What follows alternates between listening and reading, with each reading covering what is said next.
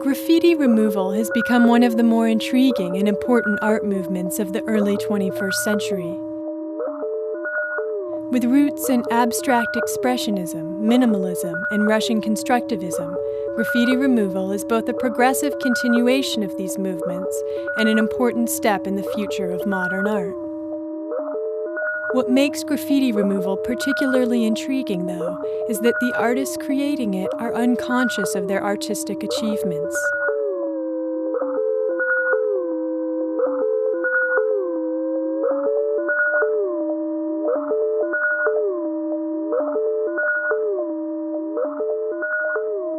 This unconscious or subconscious production is nothing new, and examples can be identified in any urban landscape, in mediums ranging from sculpture to design to performance. Stemming from a basic natural instinct to be artistic and creative, human beings create subconscious art on a daily basis. Of course, as is the case with many conscious artists, much of the work holds little artistic merit and fits more accurately into the category of exercise. But occasionally, an individual or group will subconsciously create a work of true artistic genius.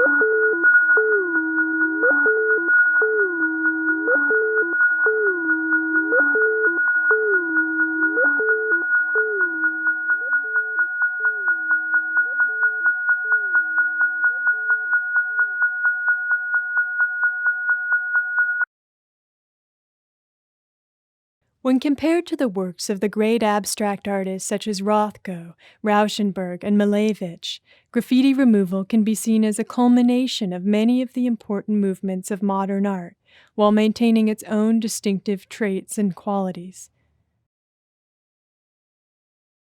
Examples of successful graffiti removal pieces, also known as buffs, will often present a balanced composition of densely layered, free-floating shapes and areas of color, and often fall into one of three stylistic forms. Symmetrical, in which a recognizable geometric order of layered squares and rectangles can be identified.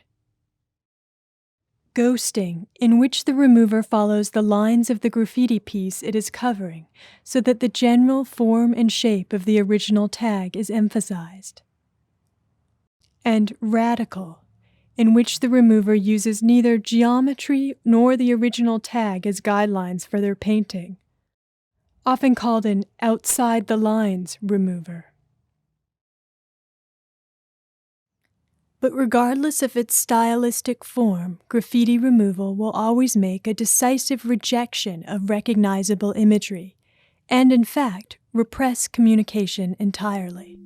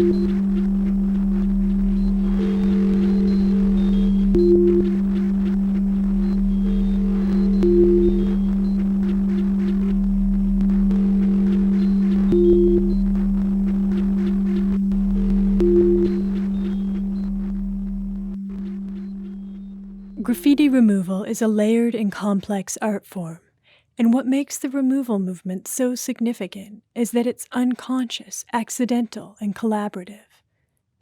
Removal pieces may take many months to complete and can be a collaboration of several taggers and removers.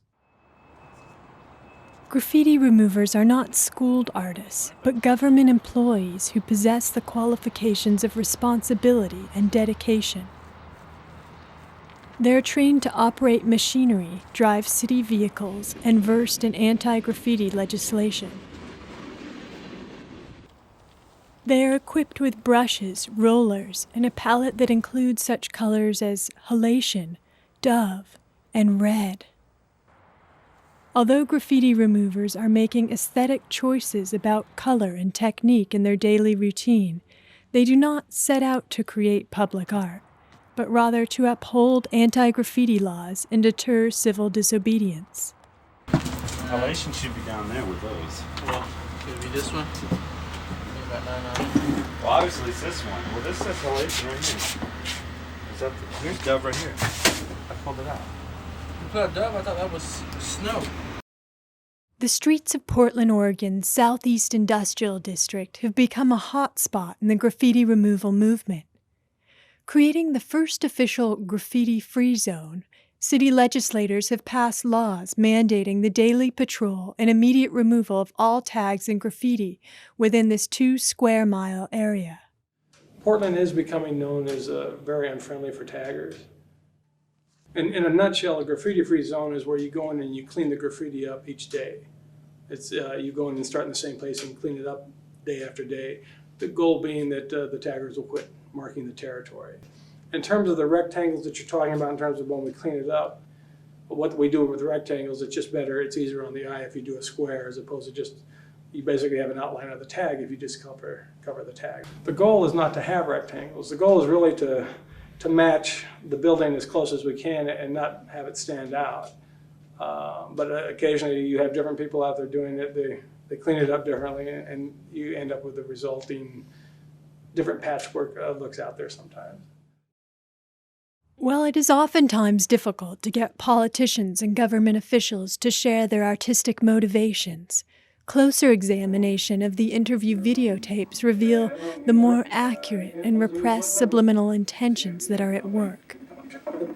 In terms of the rectangles that you're talking about, in terms of when we clean it up, beauty and art is the intended goal that we have when we go out and clean up.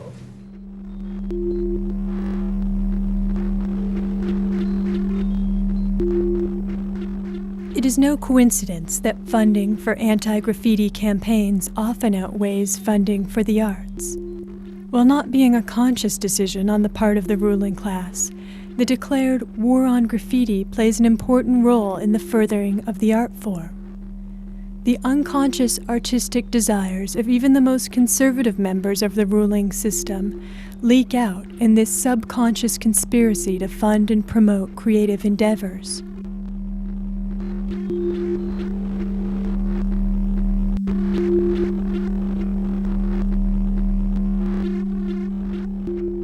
It is a complex set of circumstances that fuel subconscious art production. Human beings have a natural instinct to be creative and artistic, but conflict arises when society favors material wealth over creative expression.